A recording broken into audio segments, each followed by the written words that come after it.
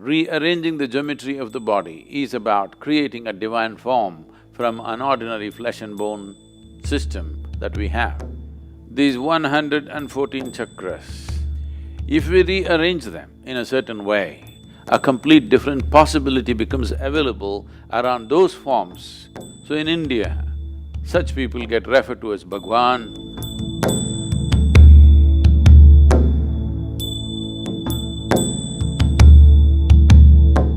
What we refer to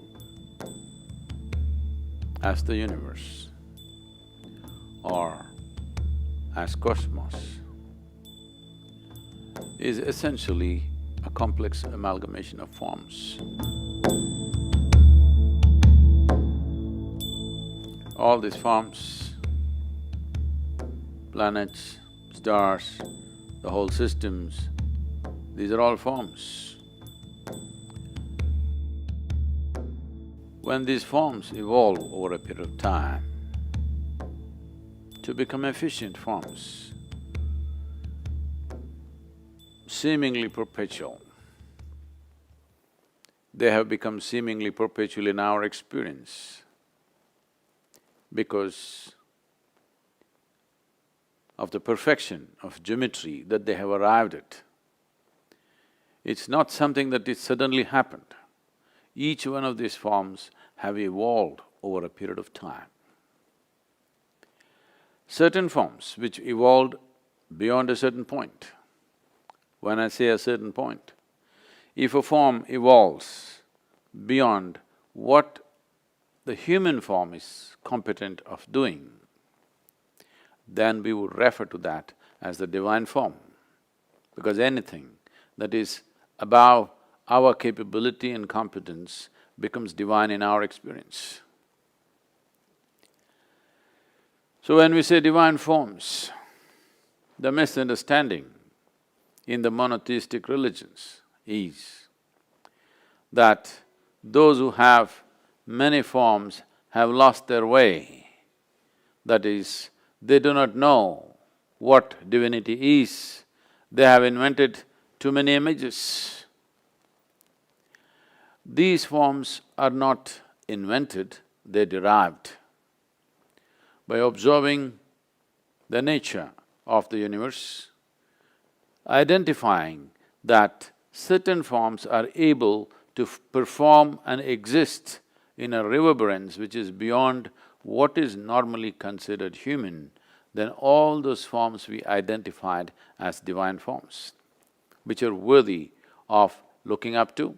Above all, these are forms we have to learn how to use, how to become accessible to these forms which are more competent forms than our own form.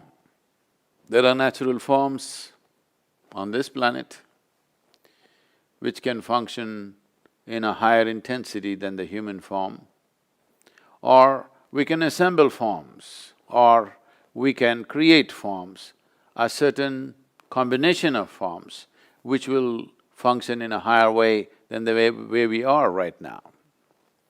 In fact, the whole system of yoga is just about arranging or rearranging your own form. These 114 chakras, which are a certain energy forms by themselves, if we rearrange them in a certain way, the same human being who has just flesh and blood, living within the compulsive nature of that dimension of life, can suddenly be transformed into a higher possibility. It is those people who have transformed themselves or the geometry of their existence to a higher level, either by realization or by understanding or by sheer intensity of energy or emotion, they have transformed themselves into a higher geometric form so that their very presence exudes a completely different dimension of energy, a complete different possibility becomes available around those forms. Then we refer to those forms as divine forms. So in India, such people get referred to as Bhagwan, or there are so many other names which essentially means godlike or divine.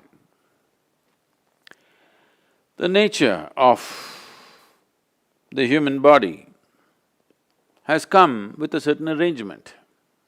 There's a whole science which has become a very quasi kind of science these days because of the intuitive sciences have fallen on bad places because general integrity in the society has fallen. People start saying things, guesswork is considered intuition. Otherwise, whenever a child is born, usually in India, they used to call a person who's intuitive, who'd come and observe the geometry of the child's body and would say, this is what is possible in this child's life. Not by looking at the stars, but simply looking at the geometry of the child's body, the energetic geometry of the child's body. Probably most of you have heard about how a certain person predicted Gautama, the Buddha's future. He said he will either become a great emperor or a great saint. So this may, for logical minds, this may look like, oh, this is, come on, this or that. Both sides of the coin, if you say you're bound to be right. No, he's only talking about looking at the intensity of the geometry. He's saying, either in the material world he will achieve great things. Because he's a king's son, he's saying maybe he will become a great emperor. Or because of a certain observation, if such intensity is there in the child, why would he waste his time ruling over people? He would rather embrace them, which is more sensible to do. He would rather transform them, which is more sensible to do. So, he said the intensity is going beyond being an emperor. Being a king's son, probably he will become an emperor. But when I look at the intensity of the geometry, maybe he will become a great sage. Well, he turned out the other way around. He was not wrong in that prediction. If he had fallen back in his life for some reason, maybe he would have become a great emperor, a conqueror. Maybe he would have conquered many lands and become a great emperor. Great emperors did not happen without so much guile, violence and many things which most people wouldn't want to do in their lives. To be a great emperor, you have to do many things that a whole lot of sensible people will not be willing to do. So Gautama chose the other way around and the prediction was not wrong. The prediction is he is looking at the seed and this can become a great tree. So the geometry of the body, rearranging the geometry of the body is about creating a divine form from an ordinary flesh and bone system that we have. Is something wrong with flesh and bone? Nothing wrong, it comes with its limitations. It's a compulsive form. Is something wrong me being compulsive? Nothing wrong if you don't appreciate what it means to be free. Nothing wrong being compulsive. Is something wrong being a creature on this planet? Nothing wrong. It is just that if you die without exploring the possibility of being something more, human life does not get fulfilled. Every life, from the smallest to the biggest, is aspiring to become a full-fledged life. Because the human being has come with this possibility, which is quite limitless, because of that, people are trying to fix their ambitions and goals in their life. What is a seamless possibility? People are trying to fix it so that they will feel like achievers. If they pass an examination, they feel great. If they get a job, they feel great. If they earn $1 million, they feel great. Some nonsense like this. This is like among the lame people, you're a champion just because you have 2 legs. Human possibility has come with a seamless possibility. There is no way you or me can fix a goal, if I reach this, I'm done. It's a stupid way to culture one's life. If you arrange your inner geometry properly, this becomes a machine to go very far. How far it goes internally is entirely determined by the human being, the individual being. But how far it goes in the world are determined by the times, by the society, the social structures, so many things. You may get knocked down on the way. You may not get crucified, somebody may run you down on Highway 8, you know.